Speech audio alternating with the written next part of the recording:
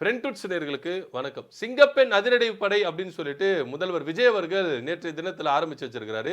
இதன் மூலியமா பெண்களுக்கு எதிராக நடக்கிற குற்றங்கள், குழந்தைகளுக்கு எதிரான பாலியல் குற்றங்கள் எல்லாமே தடுக்கப்படும் அப்படின்னு வாக்குறுதி கொடுத்திருக்காரு. ஆனா இது ஏற்கனவே இருந்த திட்டம் தானே சார்.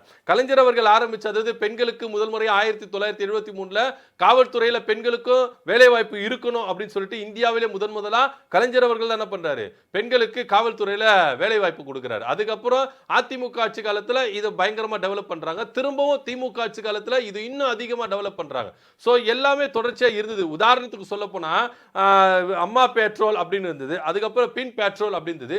இப்ப சிங்கப்பெண் அப்படின்ற விஷயம் வந்திருக்குது. சோ ஒட்டுமொத்தத்துல பாத்தீங்கன்னா இது ஒரு வகையில ஸ்டிக்கர் ஒட்டி இருக்கிறாரு கண்டி. மத்தபடி எல்லாமே அதே சிஸ்டமேட்டிக்ல தான் இருக்கு. சிஸ்டத்தை இவர் ஒண்ணும் மாத்தல.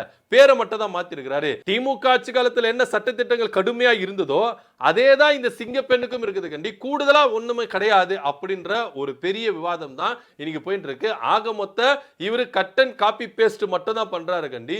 சுயமா இவர் சிந்திச்சு யோசிச்ச திட்டம் கிடையாது அப்படின்றது தான் எதிர்க்கட்சிகளுடைய வாதமா இருக்குது. இத பத்தியோட கருத்து நம்ம கமெண்ட் பண்ணுங்க. நன்றி, வணக்கம்.